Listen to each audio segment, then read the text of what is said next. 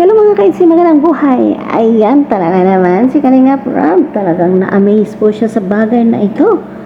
Kasi ngayon di naman talaga niya akalain na pagbisitang muli doon sa bahay ni Beyonce ay ganito na ang kanyang makikita. Ay naku po, talaga namang napakaswerte ng ating Bibi Beyonce.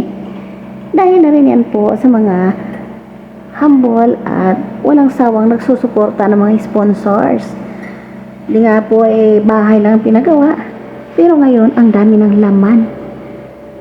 At isa pa, marami po daw silang pasabog sa darating na ribbon cutting. Kaya naman, ang dami po nating excited na po at naghihintay na po sa ribbon cutting. So silipin muna natin ang mga bagay-bagay, lalong-lalo na sa bagay na ito na ikinagulat ni Kalingap Rob. Grabe naman yan, guys. Dito ito yung kwarto ni Beyonce. Ito guys yung kwarto ni Beyonce. Ito yung... Ang ganda, grabe. Kumbira. Yun lang nangyari sa atin to. Guys, tingnan yung cabinet, guys, oh. Oh.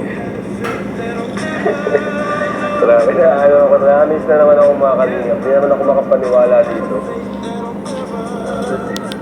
Hindi na po ako nito nagbili ng gamit. Take note guys, hindi na ako pumili ng mga gamit nito. Pagdating namin, may mga gamit na. Thank you, susunod po ito ni NGIC mga kalingap. Nag-assemble ka pa tayo dito ha? No? At malapit ako mag-ribbon cutting dito. Kuryente na lang po yung hinihintay natin. Kuryente na lang. Kasi ayoko naman na maglipat sila dito na wala pang kuryente. Mas maganda yung may kuryente na. Saka tubig. Ano tayo? Mas importante yung tubig. Maganda may tubig na dito. Ayun. Tapos, ganyan ko na tatay. Nasa po nila yung tubig. So ayun, nakita na talaga ni Kalingap Rob ang cabinet sa kwarto po ni Beyonce. Ang sabi niya, na-amaze talaga siya kasi ngayon na ito nangyari sa kanila. Kasi kadalasan nga po ay nagpapabahay sila, ay sila rin ang bumibili ng mga gamit. At yun, bagay na bagay po na makikita natin si Mang Biran sa itaas ng kanilang bahay. Talagang napakaswerte at talaga namang ang ganda po ng bahay at talagang para po sa kanila ito.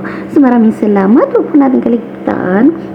Subscribe natin si Kalingap Rob, Kalingap Ido, Kuya Bal Santos Matubang, Ate Edna, Chucky Vlogs, at siyempre po ang inyong lingkod ay naglalambing na sana'y subscribe at patuloy niyo po akong suportahan. Maraming salamat po.